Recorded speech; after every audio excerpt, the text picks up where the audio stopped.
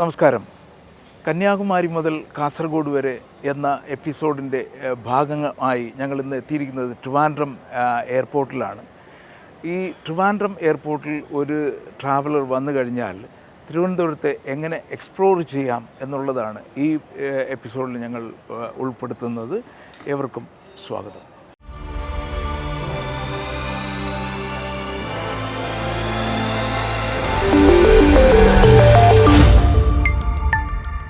ട്രിവാൻഡ്രം എയർപോർട്ടിൽ വന്നു കഴിഞ്ഞാൽ നമുക്കിപ്പോൾ നല്ല സൗകര്യങ്ങളാണ് ഉള്ളത്. കാരണം ഇവിടെ വരുമ്പോഴത്തേക്ക് ആദ്യമായിട്ട് നമുക്ക് വേണ്ടത് ടാക്സിയാണ്. അപ്പോൾ ഇപ്പോൾ നമുക്ക് അഡ്വാൻറ്റേജ് എന്ന് പറഞ്ഞു കഴിഞ്ഞാൽ ടാക്സി ഇൻസൈഡിൽ നിന്ന് തന്നെ ബുക്ക് ചെയ്യാം. പേയ്മെൻ്റ് എല്ലാം കൊടുത്തിട്ട് നമ്മൾ ഡെസ്റ്റിനേഷൻ പറഞ്ഞു കഴിഞ്ഞാൽ നമുക്ക് ടാക്സി ബുക്ക് ചെയ്ത് വന്നു കഴിഞ്ഞാൽ പിന്നെ നമുക്ക് അങ്ങനെ ഒരു പേടി വേണ്ടല്ലോ. അവരുടെ തന്നെ സ്വന്തമായിട്ടുള്ള കാറ് ഉണ്ടാവും. അതിലേക്ക് നമ്മൾ പറയുന്ന ഡെസ്റ്റിനേഷനിലേക്ക് അവർ കൊണ്ടെത്തിക്കുകയും ചെയ്യും. പേയ്മെൻറ്റിൻ്റെ പ്രശ്നവും വരുന്നില്ല. അത്ര നല്ല സൗകര്യമാണ് ഇപ്പോൾ ട്രിവാൻഡ്രം എയർപോർട്ടിൽ നമ്മൾ വന്നിറങ്ങുമ്പോൾ. ട്രിവാൻഡ്രം ഇൻ്റർനാഷണൽ എയർപോർട്ടിൽ പ്രത്യേകിച്ച് അത്ര നല്ല സൗകര്യങ്ങളാണ് ഒരുക്കിക്കൊണ്ടിരിക്കുന്നത്. ഡൊമസ്റ്റിക് എയർപോർട്ട് ഇപ്പോൾ അവർ പുതുക്കി പണിതുകൊണ്ടിരിക്കുകയാണ്. അവിടെയും ഈ സൗകര്യങ്ങൾ വീണ്ടും വീണ്ടും കൂട്ടിക്കൊണ്ടിരിക്കുകയാണ്.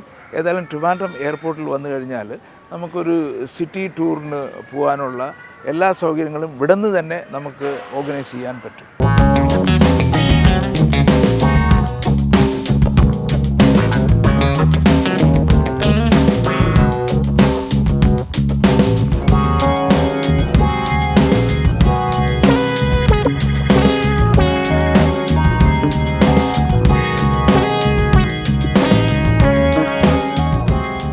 ട്രിവാൻഡ്രം എയർപോർട്ടിൽ പുതിയതായിട്ട് ഇൻട്രൊഡ്യൂസ് ചെയ്ത ഒരു പ്രോഗ്രാമാണ് ഈ ഗേറ്റ്. ഈ ഗേറ്റൊക്കെ നമ്മൾ ആദ്യമായിട്ട് കേൾക്കുന്നത് UK-യിലും ദുബൈയിലുമൊക്കെ ഈ ഗേറ്റ് വന്നു എന്ന് പറഞ്ഞപ്പോൾ നമ്മൾ ഇങ്ങനെ അതിശയത്തോടുകൂടി നോക്കുമായിരുന്നു. ഇപ്പോൾ ട്രിവാൻഡ്രം എയർപോർട്ടിലും ഈ ഗേറ്റാണ് ഉൾപ്പെടുത്തിയിരിക്കുന്നത്. അതുകൊണ്ട് നമുക്ക് ഇമിഗ്രേഷനിലൊന്നും നിൽക്കാതെ തന്നെ അകത്തോട്ട് പോകാൻ പറ്റും. പക്ഷേ അത് രജിസ്റ്റർ ചെയ്ത ആൾക്കാർക്ക് മാത്രമാണ്. ഈ ഫിംഗറെല്ലാം രജിസ്റ്റർ ചെയ്യുകയും ആദ്യമായിട്ട് അവർ ചെയ്തിരിക്കുന്നത് ഇന്ത്യൻ പാസ്പോർട്ട് ഹോൾഡേഴ്സിന് വേണ്ടി മാത്രമാണ് ഇപ്പോൾ ചെയ്തു വെച്ചിരിക്കുന്നത്. ഇവൻച്വലി അത് ഇൻ്റർനാഷണൽ പാസഞ്ചേഴ്സിനും കൂടെ ഉൾപ്പെടുത്തും എന്നാണ് അറിയാൻ കഴിഞ്ഞത്.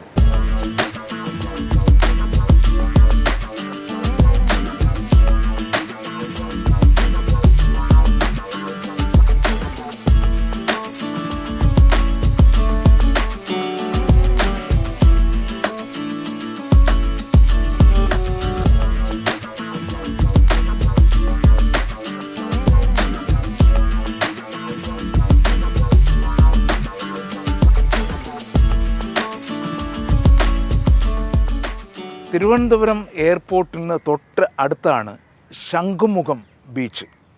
തിരുവനന്തപുരത്ത് 2 പ്രധാന ബീച്ചുകളാണുള്ളത്. ഒന്ന് കോവളം ബീച്ചും, അത് ഇൻ്റർനാഷണലി വളരെ പോപ്പുലറായിട്ടുള്ള ഒരു ബീച്ചാണ്. പിന്നെ നമുക്കുള്ളത് ഈ ശംഖുമുഖം ബീച്ചാണ്. ഈ കാണുന്ന പ്രതിമ ഒരു ആർട്ടിസ്റ്റുണ്ട്, കാനായി കുഞ്ഞിരാമൻ എന്ന് പറയുന്നത്. അദ്ദേഹത്തിൻ്റെ ഒരു രൂപകൽപ്പനയാണ്. കേരളത്തിൻ്റെ പല ഭാഗത്തും ഇത്തരത്തിലുള്ള വലിയ സ്റ്റാച്യുകൾ ഉണ്ടാക്കിയിരിക്കുന്നത് അദ്ദേഹമാണ്. ഇപ്പോൾ ഈ ശംഖുമുഖം കടൽ തീരം ശരിക്കും ഡെവലപ്പ് ചെയ്തുകൊണ്ടിരിക്കുകയാണ്. ഈ സ്മാർട്ട് സിറ്റി പ്രോജക്റ്റിൽ ഉൾപ്പെടുത്തിക്കൊണ്ട് കേരള ഗവൺമെൻറ്റും കേരള ടൂറിസം ബോർഡും മുനിസിപ്പാലിറ്റിയും എല്ലാം ചേർന്ന് ഇവിടെ വളരെ വിശാലമായ ഡെവലപ്മെൻറ്റാണ് നടത്തിക്കൊണ്ടിരിക്കുന്നത്. അതുകൊണ്ട് തിരുവനന്തപുരത്തുകാരുടെ വീക്കെൻഡിൽ ഫാമിലിയായിട്ട് സ്പെൻഡ് ചെയ്യുന്ന ഒരിടമായി ഇപ്പോൾ ഇത് മാറിയിരിക്കുകയാണ് ശംഖുമുഖം ബീച്ച്. ഒരുപക്ഷെ നിങ്ങളും വരുമ്പോൾ ഇവിടെ ഒരു ഈവനിങ് സ്പെൻഡ് ചെയ്യാൻ പറ്റുന്ന സ്ഥലമാണ്. മാത്രമല്ല കുട്ടികൾക്ക് വേണ്ടിയുള്ള ഒരുപാട് ആക്ടിവിറ്റീസ് ഈ ഏരിയ മൊത്തം ഒരുക്കിയിട്ടുമുണ്ട്. ട്രിവാൻഡ്രം എയർപോർട്ടിൽ നിന്ന് വളരെ അടുത്താണ്.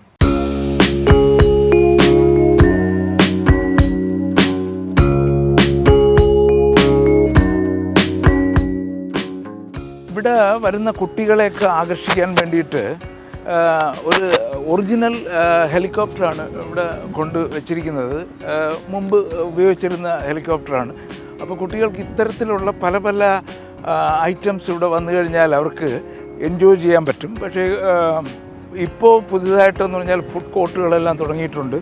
അപ്പോൾ ഒരു ഈവനിങ്ങിൽ നമുക്ക് എത്ര വേണമെങ്കിലും സ്പെൻഡ് ചെയ്യാൻ പറ്റിയ ഒരു സ്ഥലമാണ് കാനായി കുഞ്ഞിരാമൻ്റെ മറ്റൊരു സൃഷ്ടിയാണിത്.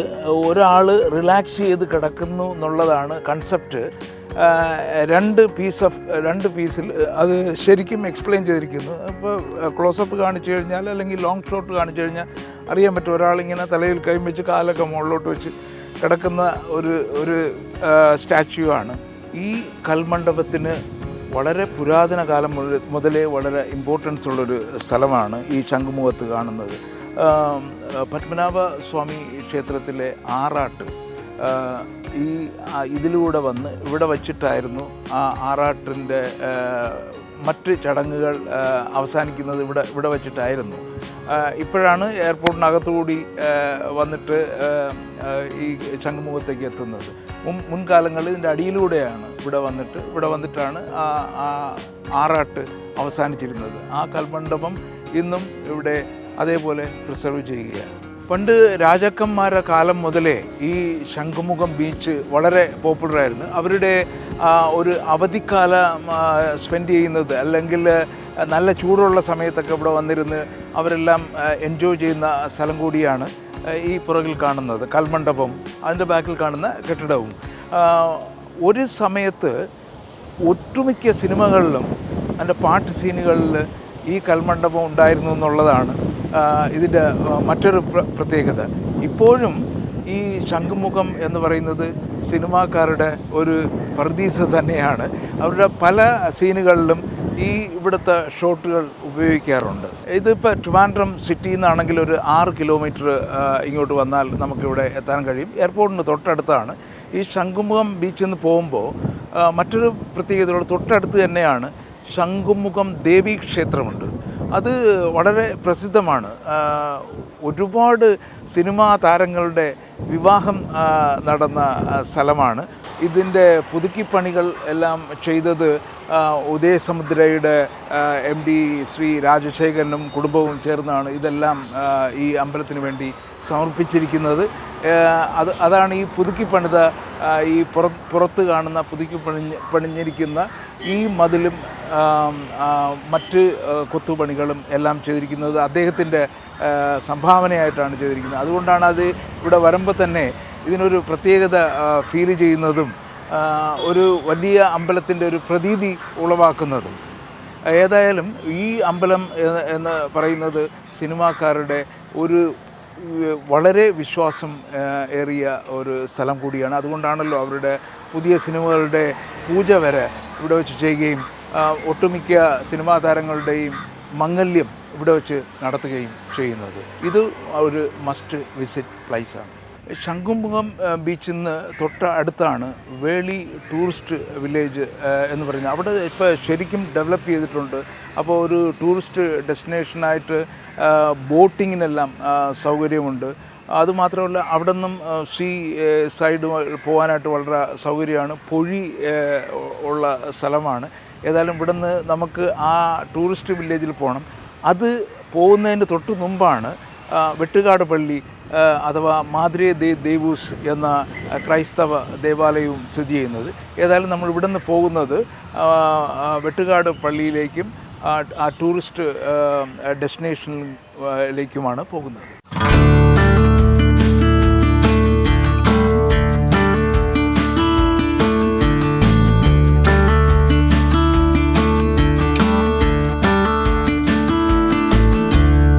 ശംഖുമുഖത്ത് നിന്ന് വേളിയിലേക്ക് പോകുമ്പോൾ 1 കിലോമീറ്റർ ഈ വെളിയിലേക്കുള്ള വഴിയിൽ വരുമ്പോൾ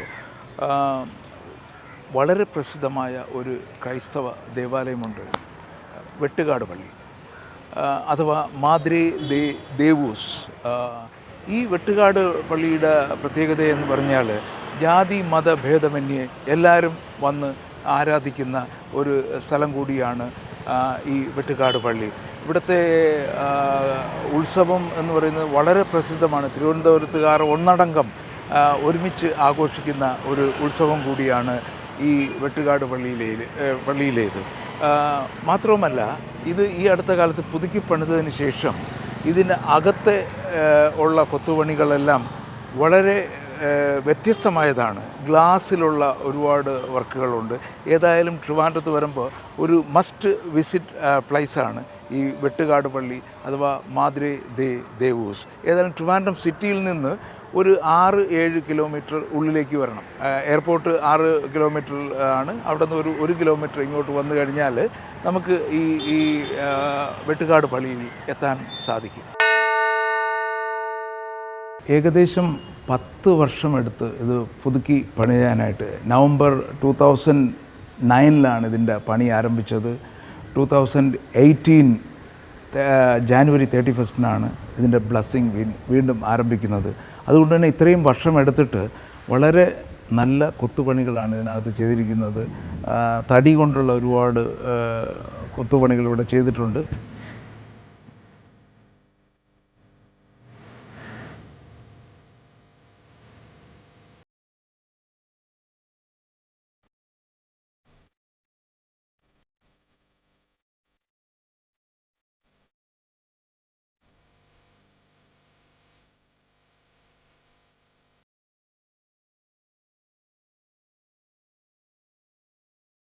ഈ ദേവാലയത്തെക്കുറിച്ച് കൂടുതൽ പറഞ്ഞു തരാനായിട്ട് നമുക്ക് ഇവിടുത്തെ ഇതിൻ്റെ മീഡിയ കൺവീനർ മിസ്റ്റർ ഡാരൻസ് എത്തിയിട്ടുണ്ട്. നമസ്കാരം. നമസ്കാരം. ഇത് പുതുക്കി പണിതതിന് ശേഷവും പണിതതിന് മുമ്പും എന്താണ് ഒരു ചെറിയ വ്യത്യാസം എന്ന് നമുക്ക് പറയാൻ പറ്റുന്നത്? ഈ ദേവാലയത്തിന് യഥാർത്ഥത്തിൽ നൂറ്റാണ്ടുകളുടെ പഴക്കമുണ്ട്. 15ാം സെഞ്ചുറിയിലാണ് ഇവിടെ ഒരു യഥാർത്ഥത്തിലൊരു കത്തോലിക്ക ദേവാലയം വരുന്നതും. ഇതിന് മുൻപുണ്ടായിരുന്ന പഴയ പള്ളി 1950കളിൽ പണികഴിപ്പിക്കപ്പെട്ടതുമാണ്. അത് പോർച്ചുഗീസുകാർ ചെയ്തതാണോ? അവരുടെ പോർച്ചുഗീസുകാരുടെ കാലത്തല്ല, അതിനുശേഷമുള്ള ഒരു കാലഘട്ടത്തിൽ. അതിനു മുമ്പ് ഇവിടെ ദേവാലയങ്ങൾ ഉണ്ടായിരുന്നുവെങ്കിലും നമ്മുടെ പഴയ പള്ളി യഥാർത്ഥത്തിൽ 1950കളുടെ ആ ഒരു കാലഘട്ടത്തിലാണ് ഇവിടെ സ്ഥാപിതമാകുന്നത്. ഇനി ഇടവകയിലെ ജനസംഖ്യ കൂടിയത് കാരണവും പള്ളിയിൽ എല്ലാവരെയും ഉൾക്കൊള്ളാൻ കഴിയാത്തൊരവസ്ഥയിലുമാണ് ഒരു പുതിയ പള്ളിയെക്കുറിച്ചുള്ളൊരു ആശയം തന്നെ വരുന്നത്. അപ്പോൾ ഉണ്ടായിരുന്നത് മനോഹരമായി നമ്മുടെ ക്രിസ്തുരാജനെ പ്രകീർത്തിക്കുന്ന രീതിയിലുള്ള ഒരു ദേവാലയം തന്നെ വേണം എന്നൊരു ആശയം വരികയും അതിൻ്റെ ഫലമായിട്ടാണ് ഇപ്പോൾ ഈ കാണുന്ന ഈ മനോഹരമായ ദേവാലയം ഇത് തുടങ്ങുന്നത്, നിർമ്മാണം തുടങ്ങുന്നത്. ശരി. അപ്പോൾ ക്രിസ്തുരാജൻ്റെ പ്രതിമ ഇതിനകത്തായിരുന്നു ആദ്യം? ഇതിനകത്തല്ലായിരുന്നു. ക്രിസ്തുരാജന്റെ പ്രതിമ യഥാർത്ഥത്തിൽ ഇവിടുത്തെ ആദ്യത്തെ, അത് ഇടവകയിലെ ആദ്യത്തെ വൈദികൻ, ഇടവകാംഗമായ ആദ്യത്തെ വൈദികൻ, അദ്ദേഹത്തിന്റെ മാതാപിതാക്കൾ സംഭാവനയായി തന്നതാണ് ആ പുറത്തിരിക്കുന്ന ക്രിസ്തുരാജ രൂപം. ഈ പള്ളിയുടെ യഥാർത്ഥ പേര് മാതൃ ദേവൂസ് എന്നാണ്. അതായത് മദർ ഓഫ് ഗോഡ് എന്ന് പറയുന്ന ദൈവത്തിന്റെ അമ്മ. പക്ഷേ നമ്മുടെ ദേവാലയം അറിയപ്പെടുന്നത് ക്രിസ്തുരാജന്റെ പേരിലാണ്. കാരണം ഒരുപാട് ഭക്തജനങ്ങൾ, ക്രിസ്ത്യാനികളല്ലാത്ത ഒരുപാട് ഭക്തജനങ്ങൾ വന്ന് എല്ലാ വെള്ളിയാഴ്ചയും തൊഴുതു പോകുന്ന ഒരു രൂപമാണ് നമ്മൾ പുറമെ കാണുന്ന സ്റ്റാച്യു. അപ്പോൾ അതിന് അതിൻ്റെതായ ഇമ്പോർട്ടൻസ് ഉണ്ട്. പള്ളിക്ക് മാതാവിൻ്റെ പേരിലുമാണ് പ്രതിഷ്ഠ നടത്തിയിരിക്കുന്നത്. ഇതിൽ ഞങ്ങൾ ഉദ്ദേശിച്ചിരിക്കുന്നത്, അതായത് ഈ പള്ളിയുടെ ബിൽഡിംഗ് കമ്മിറ്റി അംഗങ്ങൾ ഉദ്ദേശിച്ചിരിക്കുന്നത്, ഈ പള്ളിയിൽ വന്നു കഴിഞ്ഞാൽ ബൈബിളിൻ്റെ ഒരു ചരിത്രം ഒരു സംക്ഷിപ്ത രൂപമായെങ്കിലും ആളുകൾക്ക് മനസ്സിലാകണം. ആരും പറഞ്ഞു കൊടുത്തില്ല എങ്കിൽ പോലും ബൈബിളിലുള്ള ഏകദേശം കഥകളെല്ലാം നമുക്കറിയാം. പല സ്ഥലങ്ങളിലായി കൊത്തിവെച്ചിരിക്കുന്ന പുതിയ നിയമത്തിലെയും പഴയ നിയമത്തിലെയും ഗ്ലാസ് വർക്കുകളും വുഡ് വർക്കുകളും എല്ലാം തന്നെയാണ് സൂചിപ്പിക്കുന്നത്. അപ്പോൾ ഈ ചുവരുകളിലെല്ലാം കാണുന്നത് പള്ളിക്കകത്ത് വരുന്ന ഒരാൾക്ക് ഏകദേശം ബൈബിളിനെ കുറിച്ചൊരു ഇത് കിട്ടുക. നമുക്കിപ്പോൾ ഒരു ചെറിയ ഒരു പ്രദർശനം വെക്കണമെങ്കിൽ നമ്മൾ ഏത് സൈഡിൽ നിന്ന് തുടങ്ങുന്നതായിരിക്കും? ഇതിൽ നമുക്ക് ഏതെങ്കിലും ഒരു സൈഡിൽ നിന്ന് തുടങ്ങാനുള്ള അങ്ങനെയല്ല, ഓരോന്നിനെ കുറിച്ചിട്ടും. ഇത് നമുക്ക് കുരിശിന്റെ വഴിയുണ്ട്, യേശുവിന്റെ ചരിത്രമുണ്ട്, പഴയ നിയമമുണ്ട്. അപ്പൊ ഏതെങ്കിലും ഒരു സ്ഥലത്തും തുടങ്ങി അവസാനിക്കുന്ന നമുക്ക് 1 by 1 ആയിട്ടൊന്ന് കണ്ടിട്ട് നോക്കാം. ഓക്കെ. അപ്പോൾ ഇവിടെ എല്ലാം കാണുന്നത് മാതാവിൻ്റെ രൂപങ്ങളാണല്ലോ. അതെ, ഈ തടിയിൽ കൊത്തിയിരിക്കുന്നതെല്ലാം മാതാവിൻ്റെ രൂപങ്ങളാണ്. അതിനൊരു പ്രത്യേകത, എല്ലാം ഒരു രൂപങ്ങളല്ല. ഒന്ന് നോക്കിക്കഴിഞ്ഞാൽ മനസ്സിലാകും, എല്ലാ രൂപങ്ങൾക്കും വ്യത്യാസമുണ്ട്. മാതാവിൻ്റെ രാജ്യങ്ങളിലും അവരുടെ ആരാധിക്കുന്ന ആ ഒരു മാതാവിന്റെ രൂപമാണ്. നമുക്ക് ഏറ്റവും പ്രശസ്തമായ വേളാങ്കണ്ണി മാതാവുണ്ട്. ഈ ഇതിൽ വരിയിൽ പോയി കഴിഞ്ഞാൽ നമുക്ക് വേളാങ്കണ്ണി മാതാവിന്റെ രൂപവും കാണാൻ സാധിക്കും. അങ്ങനെ ഓരോ രാജ്യങ്ങളിലെയും ആ മാതാവിന്റെ ആ പ്രത്യേകതകൾ ഉൾക്കൊള്ളുന്ന ഒരു ശില്പങ്ങളാണ് ഈ സൈഡിലെല്ലാം ഇങ്ങനെ ഇതെല്ലാം കാണുന്നത് അല്ലേ? എല്ലാം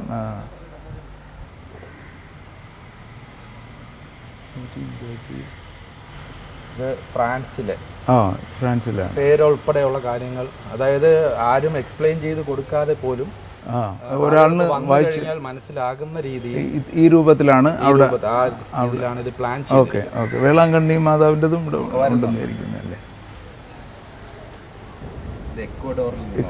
എക്വഡോറിലെ മാതാവിനെ ആരാധിക്കുന്ന രൂപം ഇതുമാണ്. ഇത് ദക്ഷിണേന്ത്യയിലെ ഏറ്റവും പ്രശസ്തമായ തീർത്ഥാടന കേന്ദ്രമായ വേളാങ്കണ്ണി മാതാവിൻ്റെ രൂപമാണ്. തമിഴ്നാട്ടിലാണ്. ഏറ്റവും പ്രശസ്തമായ ഒരു തീർത്ഥാടന കേന്ദ്രം എന്ന് പറയാം. തീർച്ചയായിട്ടും. പിന്നെ വേളാങ്കണ്ണി മാതാവിൻ്റെ കാര്യം അറിയാത്തവരാരും തന്നെ ഇല്ല അല്ലേ. അപ്പോൾ ആ രൂപമാണ്. അപ്പോൾ ആ രൂപത്തിനും കാരണം എനിക്ക് തോന്നുന്നു മദർ ഓഫ് ഗോഡ് എന്ന ചർച്ചിന് പേര് അന്വർത്ഥമാക്കുന്ന രീതിയിൽ മാതാവിൻ്റെ എല്ലാ പ്രതിഷ്ഠകളും ഉൾക്കൊള്ളിക്കുവാൻ ശ്രമിച്ചിട്ടുണ്ട് എന്നുള്ളത് വളരെ അഭിമാനത്തോടെ തന്നെ നമുക്ക് പറയാൻ പറ്റും.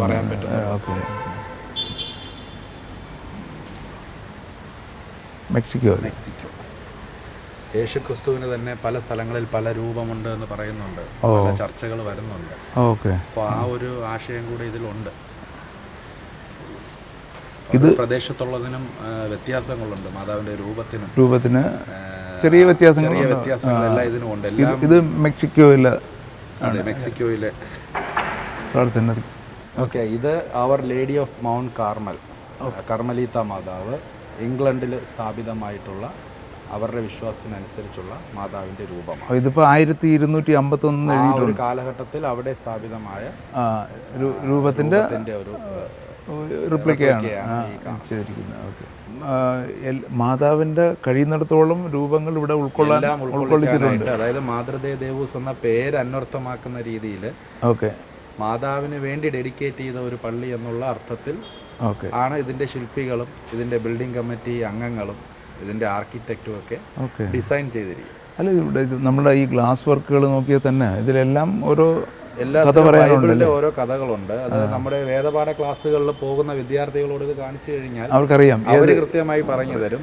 ഈ ഗ്ലാസ് വർക്ക് യേശുവിനെ കാണാതാകുന്ന ഒരു സംഭവവുമായി ബന്ധപ്പെട്ട ഇതാണ് ഈ ഗ്ലാസ് വർക്ക്. അതുപോലെ തന്നെ ഓരോ ഗ്ലാസ് വർക്കിനും ഒരു കഥ പറയാനുണ്ട്. ഓക്കെ, അങ്ങനെയാണ് ചെയ്തിരിക്കുന്നത്. അതുകൊണ്ടാവണം ഇത്രയും കാലം എടുത്തതെന്ന് പുതുക്കി എടുത്തതിനൊരു കാരണം ഇതാണ്. ചെയ്യുമ്പോൾ മനോഹരമാകുക, ദൈവവിശ്വാസം കുറച്ചുകൂടെ അടിയുറപ്പിക്കുക എന്നൊരു. അല്ല, തീർച്ചയായിട്ടും. ഇതിപ്പോൾ നമ്മൾ ഇത് ഒരു ദേവാലയം പണിയുമ്പോഴത്തേക്ക് ഇത് എത്ര വർഷങ്ങൾ നിൽക്കും എന്നുള്ളതാണല്ലോ. എന്നും പുതുക്കി പണിയാൻ പറ്റുന്ന കാര്യമല്ലല്ലോ. നൂറുകണക്കിന് വർഷങ്ങൾ കഴിഞ്ഞതിന് ശേഷമാണ് വീണ്ടും ഒരു പുതുക്കി പണിയൽ നടക്കുന്നത്. അപ്പോൾ ഇത് 10 വർഷം എടുത്തെങ്കിലും വളരെ മനോഹരമായി തീർക്കാൻ സാധിച്ചു എന്നുള്ളതൊരു അഭിമാനം തന്നെയാണ്. ഈ ഡോം ചെയ്തത് വളരെ ഭംഗിയായിട്ട് ചെയ്തിട്ടുണ്ട്. ഒരുപാട് അന്ത്യവിധി എന്ന് പറയുന്ന ഒരു കോൺസെപ്റ്റ് ഉൾക്കൊള്ളിച്ചുകൊണ്ട് മൊത്തം ചെയ്തിരിക്കുന്ന ഒരു ഡോമാണ് ഇത് കാണുന്നത്. ഓക്കെ. ഇവിടെ നമുക്ക് ഈ ദേവാലയത്തിനൊരു പ്രത്യേകത, ഇതിൻ്റെ ബാഹ്യ ഭംഗിയേക്കാളും ഉപരിയായിട്ട് വിശ്വാസത്തിൽ അടിസ്ഥാനപ്പെടുത്തിയിട്ടുള്ള ഒരു ദേവാലയമാണിത്. അതുകൊണ്ടായിരിക്കാം ഈ കാലതാമസം വന്നത്. കാരണം ഈ ഡിസൈനിങ് വെറുതെ കെട്ടി ഒരു കോൺക്രീറ്റ് കെട്ടിടമാകുന്നതിലുപരി അകത്ത് കയറുന്നവർക്ക് ഒരു ഫീൽ ഉണ്ടാവണം. ആ ഒരു ചിന്തയിലാണ് ഇത്രയും താമസിച്ചുവെങ്കിലും മനോഹരമായി തീർക്കുവാൻ സാധിച്ചു എന്നുള്ളത് വെട്ടുകാട് ഇടവക ജനങ്ങൾക്ക് അഭിമാനിക്കാവുന്ന. തീർച്ചയായും വെട്ടുകാട് ഇടവക ജനങ്ങൾക്ക് മാത്രമല്ല, എനിക്ക് തോന്നുന്നു സൗത്ത് ഇന്ത്യയിൽ നിന്ന് ധാരാളം ആൾക്കാർ ഇവിടെ വിസിറ്റ് ചെയ്യുന്നുണ്ട്. വരുന്നുണ്ട്.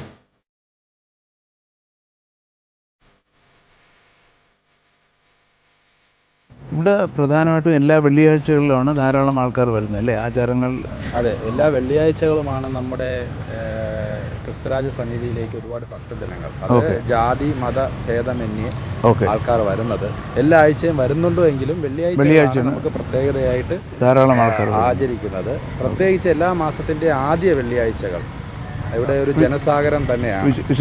വിശേഷമായ ദിവസം നമ്മുടെ പാദപൂജ, പല ഭാഷകളിലുള്ള കുർബാന, ദിവ്യബലി, ഇതെല്ലാം ആചരിക്കുന്നത് മാസാദി വെള്ളിയാഴ്ചയും ബാക്കിയുള്ള മറ്റ് വെള്ളിയാഴ്ചകളുമാണ്. പിന്നെ ഇതിനൊരു കലണ്ടർ ഉണ്ടെന്ന് പറയുന്നത്, എല്ലാ വർഷവും ആ കലണ്ടർ അനുസരിച്ചിട്ടാണ് ഇതിൻ്റെ ഇവിടുത്തെ ഉത്സവം നടക്കുന്നത് അല്ലേ? അതെ, ഇത് നമ്മുടെ സഭയുടെ ചരിത്രം അല്ലെങ്കിൽ നമ്മുടെ കാനോനിക ചരിത്രം അനുസരിച്ച് ക്രിസ്തുരാജൻ്റെ ക്രൈസ്റ്റ് ദ കിങ്ങിൻ്റെ ഫീസ്റ്റാണ് ഞങ്ങൾ ആഘോഷിക്കുന്നത്. ഇടവക അത് 10 ദിവസമുള്ള തിരുനാൾ. ദേവാലയം മാതാവിൻ്റെ നാമധേയത്തിലാണ് എങ്കിലും നമ്മൾ പ്രധാനമായും ആചരിക്കുന്നത് അല്ലെങ്കിൽ ആഘോഷിക്കുന്നത് ക്രൈസ്റ്റ് ദ കിങ്, രാജാവ് എന്ന് പറയുന്ന തിരുനാളാണ് നമ്മൾ നവംബർ മാസത്തിൻ്റെ അവസാന ആഴ്ച. എല്ലാ വർഷവും നവംബർ മാസത്തിൻ്റെ അവസാന ആഴ്ചയാണ് ആഘോഷിക്കുന്നത്. അത് വളരെ വിപുലമായിട്ടാണ് കേട്ടിട്ടുണ്ടല്ലോ. വളരെ വിപുലമായിട്ടാണ്.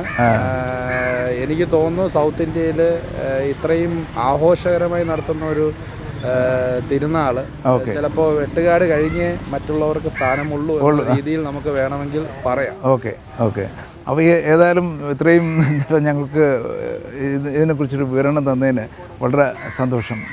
ഓക്കെ, നിങ്ങളുടെ സാന്നിധ്യവും ഞങ്ങൾ വളരെ സന്തോഷത്തോടെ കാണുന്നു.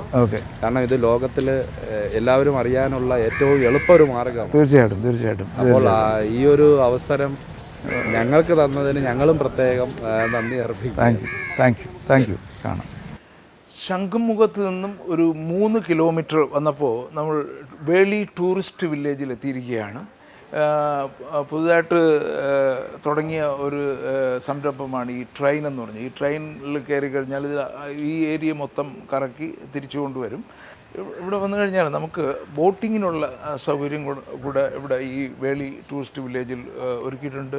പ്രധാന അട്രാക്ഷൻ ബോട്ടിംഗ് ആണെങ്കിൽ തന്നെയും മറ്റ് പല ആക്ടിവിറ്റീസും ഇവിടെ അരങ്ങേറുന്നുണ്ട്. വിശേഷിച്ച് വാട്ടർ സ്പോർട്സ് ഉണ്ട്. ഞാൻ നേരത്തെ സൂചിപ്പിച്ച പോലെ ട്രെയിനിൻ്റെ സർവീസുണ്ട്. പിന്നെ കുട്ടികൾക്കും വന്നു കഴിഞ്ഞാൽ കളിക്കാനുള്ള ഏരിയ പല സ്ഥലങ്ങളിലും അവർ സെറ്റ് ചെയ്തിട്ടുണ്ട്. മാത്രമല്ല, ഇപ്പോൾ നടക്കാൻ ഇഷ്ടമുള്ളവർക്കാണെങ്കിൽ ഇതുവഴി നടന്ന് അങ്ങ് കടൽ വരെ പോകാൻ പറ്റും. ഈ സൈഡിലൂടെ നടന്നു പോകാൻ പറ്റും. ഇവിടെ ഫുഡ് കഴിക്കാനാണെങ്കിൽ KTDCയുടെ റെസ്റ്റോറൻ്റ് ഉണ്ട്. അപ്പോൾ ഏതായാലും ഇവിടെ വന്നു കഴിഞ്ഞാൽ വളരെ വിശാലമായ ഒരു ഉദ്യാനമാണ്. നല്ല മണി സ്പെൻഡ് ചെയ്തിട്ട് ഈ ഏരിയ ഒരു ടൂറിസ്റ്റ് ഡെസ്റ്റിനേഷനാക്കി മാറ്റാനുള്ള ശ്രമമാണ് കേരള ടൂറിസം ഡെവലപ്മെൻറ്റ് അതോറിറ്റീസ് ചെയ്തുകൊണ്ടിരിക്കുന്നത്. അതുകൊണ്ട് ട്രിവാൻഡ്രത്ത് വരുമ്പോൾ ഇതൊരു മസ്റ്റ് വിസിറ്റ് പ്ലേസ് ആണ്. 2 കാര്യങ്ങൾ ഇവിടെ ഒരുമിച്ച് നമുക്ക് എൻജോയ് ചെയ്യാൻ പറ്റും. നമുക്ക് ഈ നദിയിലൂടെയുള്ള കായലിലൂടെയുള്ള ഒരു ബോട്ട് റൈഡും കടൽ തീരവും ഇത്തരം നല്ല ഉദ്യാനങ്ങളും ഒരുമിച്ച് എൻജോയ് ചെയ്യാൻ പറ്റുന്ന ഒരു നല്ല സ്ഥലം കൂടിയാണ് ഈ ഏരിയ. നമുക്ക് കാണാൻ പറ്റും കടലും കായലും എല്ലാം ചേരുന്ന സ്ഥലം ഇവിടെയുണ്ട്. ഇതിലേക്ക് പോയി കഴിഞ്ഞത് മാത്രമല്ല, ഈ ബാക്കിൽ കാണുന്നത് ഫ്ലോട്ടിംഗ് റെസ്റ്റോറൻ്റാണ്. അതിനകത്ത് കയറി നമുക്ക് കോഫിയെല്ലാം കുടിച്ചിട്ട് വിശാലമായ ഈ പൂന്തോട്ടത്തിലൂടെയൊക്കെ നമുക്ക് ആസ്വദിച്ച് നടന്ന് ട്രെയിനിലൊക്കെ കയറി വേണമെങ്കിൽ ഒരു ബോട്ട് റൈഡ് ചെയ്തു, വാട്ടർ സ്പോർട്സ് ഇഷ്ടമുള്ളവർക്ക് അതും ചെയ്ത്, മാത്രമല്ല ഇവിടെ കുതിര സവാരിയും കൂടെയുണ്ട്. അങ്ങനെ അഡ്വഞ്ചറസ് ആയിട്ടുള്ള ഒരുപാട് കാര്യങ്ങൾ ചെയ്തു ഒരു ഹോൾ ഡേ സ്പെൻഡ് ചെയ്യാനുള്ള സ്ഥലം കൂടിയാണ് ഈ വേളി ടൂറിസ്റ്റ് വില്ലേജ്. തിരുവനന്തപുരം സന്ദർശിക്കുമ്പോൾ ഒരു മസ്റ്റ് വിസിറ്റ് പ്ലേസാണ്.